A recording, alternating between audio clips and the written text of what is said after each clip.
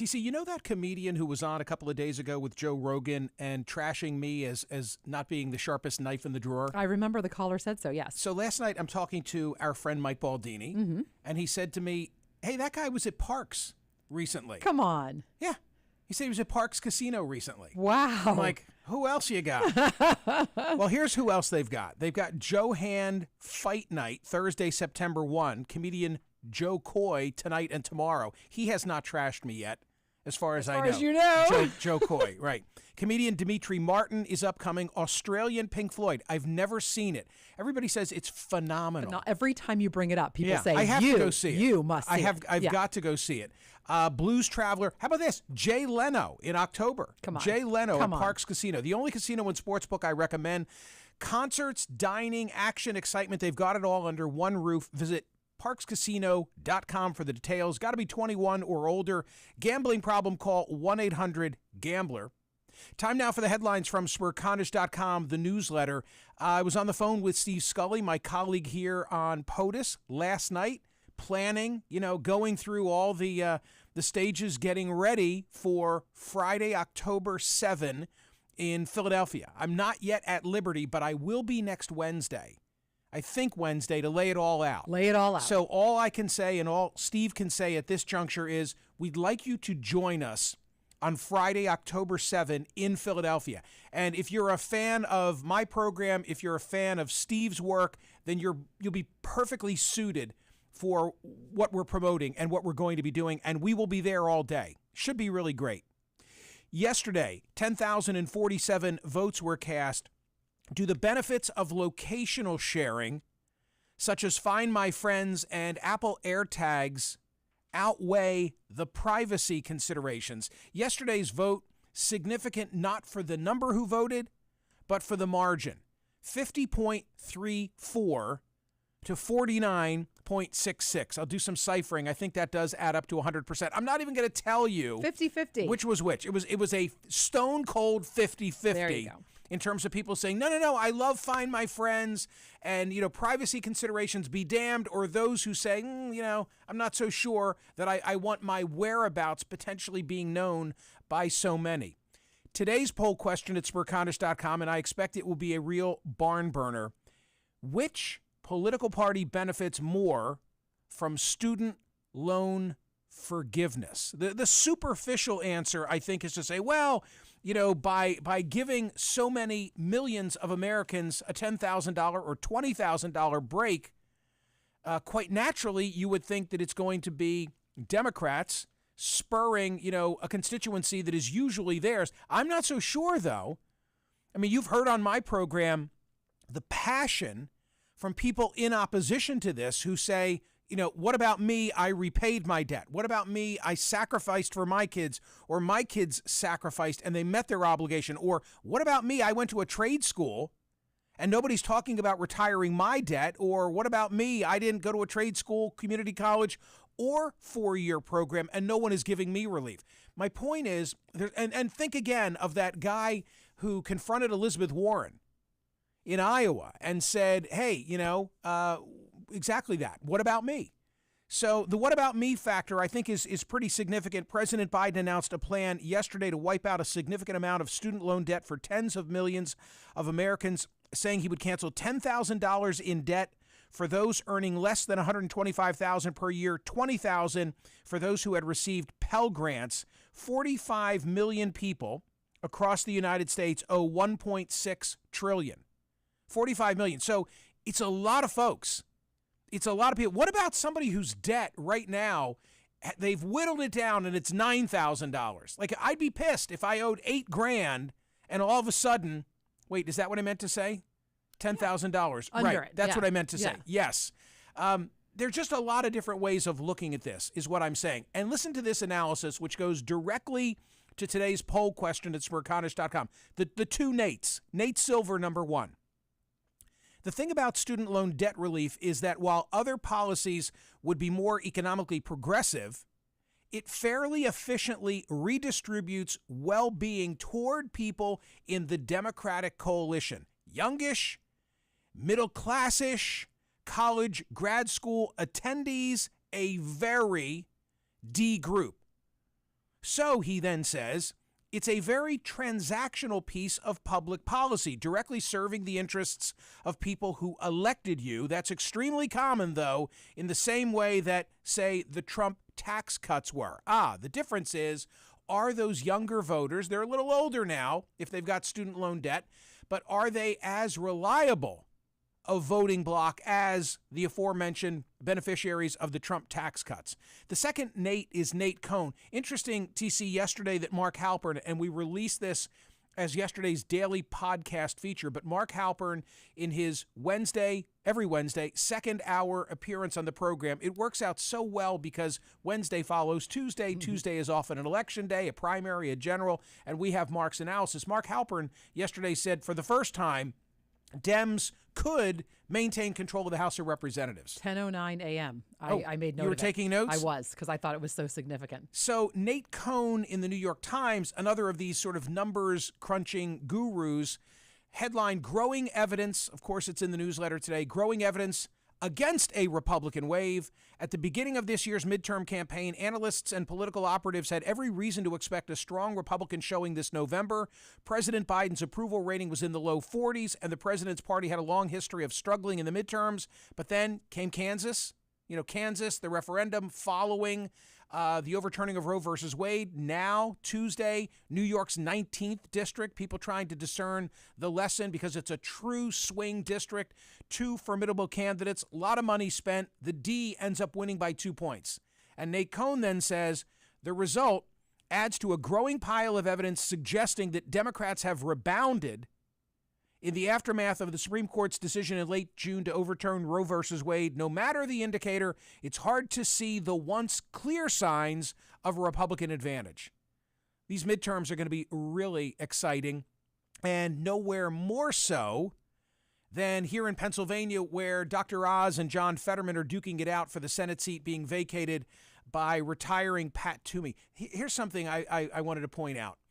We have a headline today at Smerconish.com from KDKA in Pittsburgh. And I went with KDKA in Pittsburgh because they are the outlet that has invited Oz and Fetterman to appear on September 6th, I think is the date, for a debate. Oz has said, I accept, there have been 5 invitations. I accept all 5. Fetterman has not responded to any of them. Oz is now saying, through a spokesperson, that he's too sick to debate. When he spoke when he returned to Erie and spoke, he spoke for 10 minutes. When he spoke in front of steelworkers the other day, he spoke for 4 minutes. And Oz is now saying he's not at a level that he can compete in a debate. Wow. So I wanted to go with the KDKA coverage today because they're one of those who've invited for the debates. So here's what I saw. KDKA had an AP story. They picked up an Associated Press story. When I see something like this and when I'm putting together the daily newsletter, I like to go to the source. So this is the way I operate. I see KDKA, it's an AP story. Okay, I'll go to the AP because I'd rather get it from the source, and I try and avoid paywalls as best I can. What I noted was slight difference, and maybe I'm making a mountain out of a molehill, but the exact same story had different headlines, slightly different. Okay. So the original AP story was Oz sharpens attack on Fetterman after crudité's flub. Mm-hmm. I left out a word. Oz sharpens attack on Fetterman Health. Fetterman Health, yeah. Okay. So now that story comes to KDKA. The AP shoots their material all across the country. Different outlets can pick it up, right? If they have a right to. What's the new headline? Oz attempts to attack health of Fetterman after crudité's flub. Attempts versus sharpens. Yes. Wow. I think that's in other words, attempts to me sounds like you fell short. Agree. It sounds to me like a 20-something, who just had their student loan reduced by 10 grand. Stop it. Don't put it together. Put themselves into that mix. That is Oz very sharpens interesting. attack. Oz attempts to attack health. Huh. I pointed out because so much editorializing, I think, takes place in headlines and in photographs. Well, and there are plenty of photographs of the two of them to editorialize. You can make someone look Hollywood. You can make someone look, Absolutely. those two. Hey, there was one other note about the Oz Fetterman race that caught my interest yesterday, and that was that Jake Tapper. Oh yeah, retweeted a piece by Selena Zito. Right. Oz cannot out-meme Fetterman, but he can outwork and defeat him. This Right. Selena wrote in the Washington Examiner. Right. A piece that I believe I referenced. I've always am citing Selena's work. Of course, that's why it caught my eye. You've had her on the program 1,000 times. So he retweeted it without comment. Yep. And it caused a huge kerfuffle. People went bananas. People went bananas online and said, you're selling out to the new boss at CNN, yada, yada, yada. Let's see. What are the comments? A bridge too far. Best thing. Jake drank the Kool-Aid. Best thing that any of the Twitter mob could have done for Jake. Best thing they could do for Jake is complain about Jake circulating a conservative analysis of Fetterman and Oz because someone who, by the way, knows the area. Because it presents Selena. Yes, Absolito. That's my point. Wait, it's Absolito I just said. Absolito. Selena Zito. No, because like if I'm Jake, I'm loving that. I'm loving that because now I'm catching flack from these people on the left saying, "Oh, you've gone too far." He might not be used to that. But, you, my friend. I know. Well, but the funny thing is, I'm thinking, did any of those people in the Twitter mob watch my commentary on Saturday, where I laid it out on Fetterman and on Oz, as I do every day here? Well, I guess it was unexpected from Jake. Well, that's what my point, because I'm kind of wondering, has he ever had her on CNN? Because you have, and that is that's of course to me is. I don't know. I just was baffled. I was baffled by the reaction. I thought that was a legitimate analysis from someone who knows Pennsylvania and knows that conservative group. I thought it was interesting. TC, if I didn't run Selena's piece that Jake tweeted, it was only because I ran out of room. Of course. Because Selena's analysis of this race within the last week has been posted at Smerconish.com. Correct. As it should be. And you've discussed. That's why on the CNN beat, I have so many headlines today that I'm gonna move quickly. Okay, go ahead. I'm gonna move quickly because go ahead. there's so many things posted that I've not had a chance to address that I want to say something about. On the CNN issue, there's a Yahoo News analysis from someone I've never heard of. That's not a dig. That's just me saying I don't know who Benjamin Svetky is. But I'm keenly interested in this subject. Is CNN's pivot to the center a smart business move or the dumbest idea ever? He points out, and this is a pretty egregious typo or mistake, and I've said this here. For people who say, oh, CNN is doing so horribly, I always say, CNN's making $1 billion a year. Can I say that again? CNN is making $1 billion a year. And don't forget the value of the website. It's the most trafficked news website in the world. In this story in Yahoo, CNN is projected to make $957 million this year, just a smidge below its 2022 profitability target of $1.1 million. That's a mistake. $1.1 billion. Big mistake, by the way. And then he goes on to analyze, how on one hand, maybe it makes sense. The network's 2022 game plan to lure a slew of new viewers by pivoting to the center. The news organization that Trump once called the enemy of the people, that he tried to ban from the White House, is even hoping to appeal to, get this, some Fox News viewers. And then he quotes an NYU marketing professor who says this approach might be really smart. And then further along, but even as a business plan, the idea of depoliticizing CNN seems like a lost cause. First of all, I think everybody's reading too many tea leaves about the firing of Brian Stelter. I do not. I know nothing. I know nothing. I'm out of the bubble. I'm here with all of you. I know nothing. I know as much as anyone who reads the trades. Okay, so what is your vibe? My vibe is I don't believe that Brian Stelter's firing was to move CNN to the center. Because if you were looking to move CNN to the center, he wouldn't be at the top of that list. There'd be others. So are there others forthcoming? I have no idea. Why was he fired? But I don't view like this big move afoot to move CNN to the center. Who among us would be elated if CNN moved toward the center? TC. Who among us, TC? Well, you. Me. Jesus. And I don't mean by an enhanced profile or role for me, because I'm not looking for one. No, it'd just be nice not to be alone. Okay, here's why a work. Why are you always on an island? I know. It's unbelievable. I love being on an island. Truer words have never been So, spoken. okay, and I said, I've got a lot. I'm not going to get through these now. LA Times story that is really worthy of our attention. Work from home, okay. Should you get paid less? Yeah, move afoot now where employers are saying working from home is a benefit that should be offset by lower salaries. Paying remote workers less is a practice that is already catching on abroad. In Britain, the law firm Stevenson Harwood recently announced that employees could work full-time from home on the condition they take a 20% pay cut. Got to come back to that subject. I love it. It could be a poll question. Something else that caught my eye, Kansas City Star reporting that about 140 Missouri and 25 Kansas school districts have 4-day school weeks. I did not know that. Wait a minute. And which is off, Monday or Friday? And what do they do with the working parents? That's a wonderful question. I don't know. The reasons are varied, ranging from budget constraints to a desire to attract and retain teachers, which is why the independent school district is considering the option. An estimated 141 districts in Missouri, 25 in Kansas operate on this reduced schedule already. I think that's terrible for working parents. That's because it's funny that you put that with the work from home. Yeah. Because as we know from COVID, there are a lot of jobs that you cannot work from home. Service industries, you can't. You have to gotta be there. So now you're saying like, okay, it's fine for parents who can work from home because they have cushy white collar jobs. That's terrible. I always found it interesting that it was Kansas because we look to California to set these trends. Right. I have a story at Smerconish.com today. Of course I do, about California saying we don't want non-EV cars, gas fueled cars sold in California anymore. And, again, one of these stories where you look at it, oh, California, I don't know. If it happens in California, I feel like it'll happen in Kansas in 5 years. Two more work-related, police-related stories.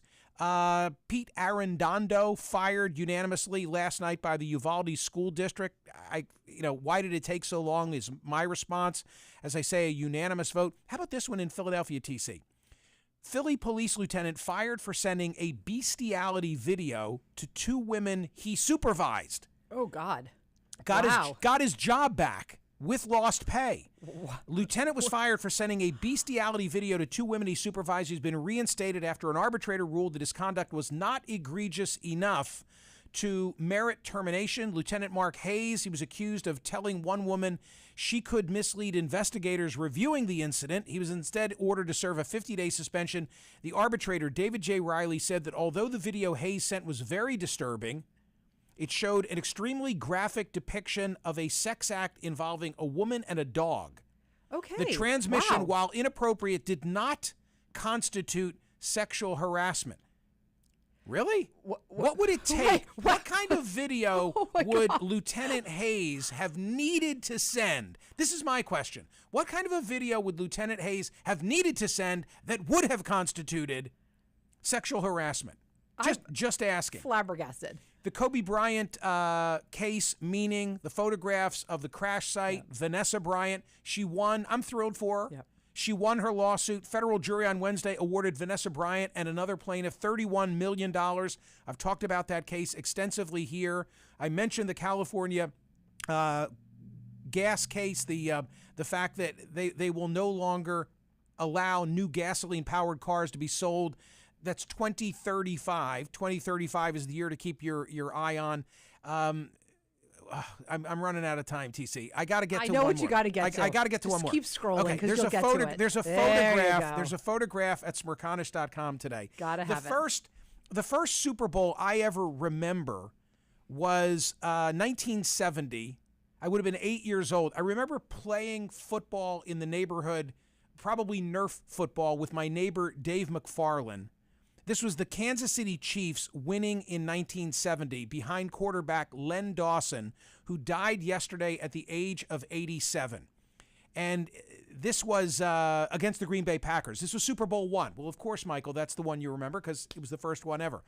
Anyway, there's a photograph, an iconic photograph of Len Dawson at halftime smoking a cigarette and has a bottle of Fresca at his feet. Like you want the classic 1970s image.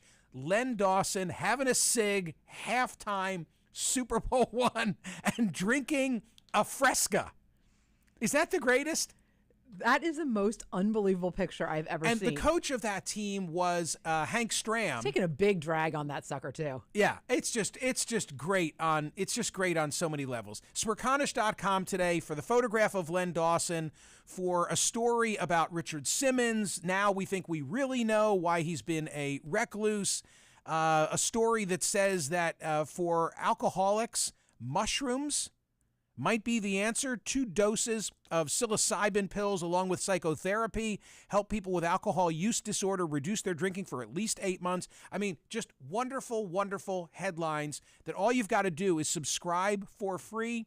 And every morning by 8 a.m. Eastern time, you know exactly what's going on. TC, I got to mention again, TC After Dark. It's a Thursday. TC After Dark. Make the pitch. What's it about? Anatomy Eats. It's a combination of the arts of medicine and the art of culinary magic, and it brings it together. You will either be completely repulsed by eating blood and bone marrow and connective.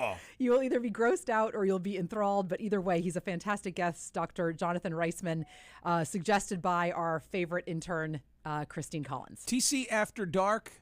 Register for Smerconish.com, the newsletter. October 7, be in Philly. Thank you.